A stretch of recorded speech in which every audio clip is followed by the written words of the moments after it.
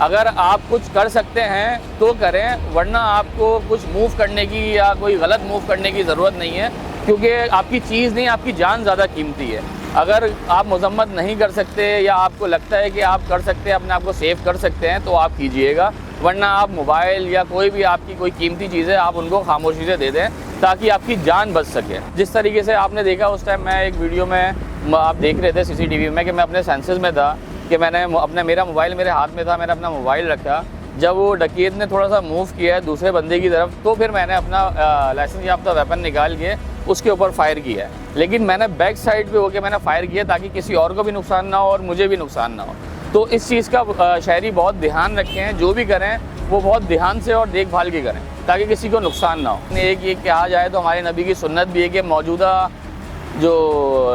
मौजूदा टाइम का जो हथियार है वो रखना सुन्नत है। जैसे पहले तलवारें होती थी, तो अब गन्स हैं, तो गन्स आपको रखनी चाहिए, लेकिन अपनी हिफाजत के लिए रखनी चाहिए। कोई गलत एक्टिविटी के लिए नहीं रखे हैं आप। जैसे हवाई फायरिंग करते हैं लोग, उससे लोगों को नुकसान हो सकता है। अगर आपने फायरिंग करनी भी है तो आप रेंज पे जाएँ, प्रॉपर आपके लिए जगहें बनाई भी हैं, वहाँ पर जाएँ, वो चीज़ें यूटिलाइज़ करें आप, और अपना लाइसेंस याफ्ता पिस्टल अपने पास रखें और उसमें कोई गलत एक्टिविटी में आप एक्टिव ना हो। एक शौक़ भी था वेपन का कैरी करने का, फिर एक मजबूरी भी बन गई कि हम वेपन कैरी करें अपनी सेफ्टी के लिए। तो काफ़ी अरसे से मैं कोशिश कर रहा था कि मैं लाइसेंस बनवाऊँ और वेपन अपना कैरी करूँ। तो फाइनली मैंने फिर 2024 में मेरा लाइसेंस बना, फिर मैंने वेपन परचेज़ किया, फिर मैंने प्रैक्टिस की है, फायर रेंज पे जाके मैंने प्रैक्टिस की है। तो फिर उसके बाद मैंने अपना वेपन कैरी करने शुरू किया है। अक्सर मैं घर में भी प्रैक्टिस करता रहता था खाली वेपन पे। तो उसके बाद फिर मैंने वेपन कैरी करना शुरू किया अपना।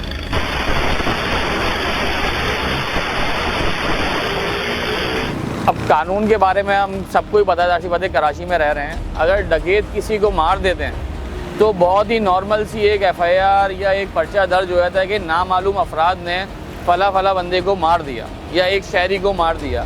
शहरी की जान की यहाँ कोई कीमत नहीं है। उनकी सिर्फ यहाँ चीज़ों की कीमत है, आपकी जान की यहाँ पर कोई कीमत नहीं है। जान की हिफाजत आपने खुद करनी है।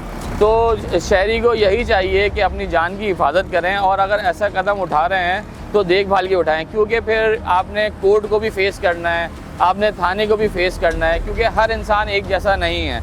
इनके लिए कोई कानून नहीं है, लेकिन शहरी के लिए ज़रूर कोई ना कोई कानून बना हुआ है, क्योंकि शहरी को हर चीज़ फॉलो करनी है, उनको सारे प्रोटोकॉल फॉलो करने हैं, उनको कोर्ट भी जाना है प्रॉपर। अगर आप कोर्ट नहीं जाएंगे तो जाहिर सी बात है आपको पता है कि फिर आपके साथ क्या हो सकता है, तो वो फेस करना है। लेकिन मेरा कहना यही है, अगर आपने ये कदम उठा लिया, लेकिन फिर आप कोर्ट को फेस करें। अगर आपने ये चीज़ कर ली है, क्योंकि जब तक आप कोर्ट को फेस नहीं करेंगे उनको सज़ा नहीं हो पाएगी। अगर उनको सज़ा करवानी है तो आपको इन चीज़ों को फेस करना पड़ेगा।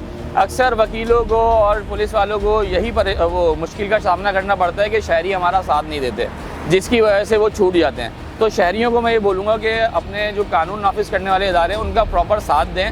वो भी आपके साथ इंशाल्लाह कोऑपरेट करेंगे, आपका पूरा साथ देंगे, आपके साथ वकील भी आपका साथ देंगे, लेकिन पहले आपको उनका साथ देना है। अक्सर जैसे लोग होते हैं परेशान हो जाते हैं कि हमें कोर्ट जाना पड़ रहा है या कहीं जाना पड़ रहा है, तो जाएँ, जाहिर सी बात है कोई इंसिडेंट हुआ है तो वो फेस तो आपको करना पड़ेगा।